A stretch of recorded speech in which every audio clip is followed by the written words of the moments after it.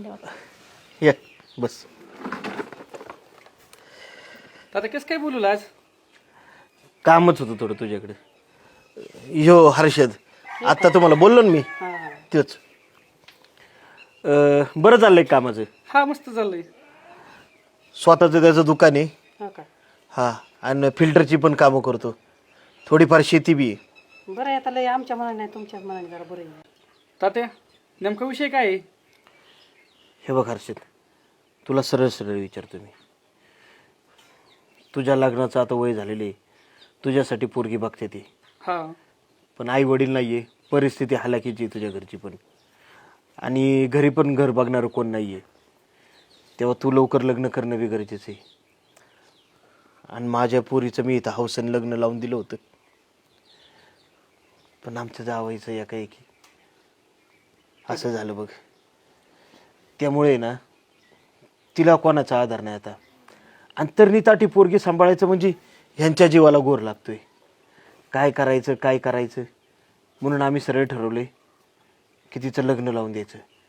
चांगला निर्णय घेतलाय. पण आता तिच्याशी कोण लग्न करणार? काय झालं लग्न करायला? पोरगी एवढी चांगली आहे. अरे पण हे असं झालं म्हणल्यावर आता तूच सांग, तू होशील का तयार लग्न करायला? तात्या होईन मी तयार लग्नाला. मला पण परिस्थितीची जाणीव आहे. माझ्यामुळे जर एखाद्या मुलीचं आयुष्य उजळून निघत असेल तर माझी काहीच हरकत नाही. चालतंय. पण काय माहिती आहे का, शेवटी काही रीतीभाती असतात, त्यांना धरून सगळं झालं पाहिजे. एकदा तू पोरगी बघून घे. वाटल्यास तुमचा काय असेल तो विचार करा, एकमेकांशी बोला आणि मग निर्णय कळवा. चालेल तात्या, काय अडचण नाही. बोलवा तिला. आवाज दे. बघते आले. ये चल बाई.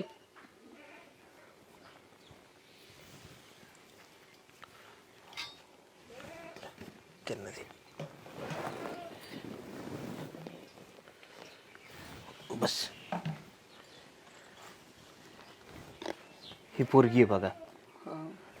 आणि तुला मगाशी त्यांच्याबद्दल बोललो होतो का, ती हे. काय माहिती आहे का, आम्हाला मोठा लावा जमा करता यायचा नाही. दुःखाचा प्रसंग आहे.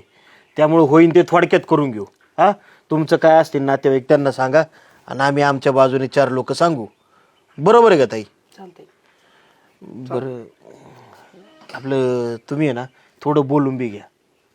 काय असेल ते एकमेकांचं स्पष्टपणे बोलून घ्या, म्हणजे आम्ही पुढच्या तयारीला लागतो. चालतंय, आम्ही घेतो बोलून. चालते.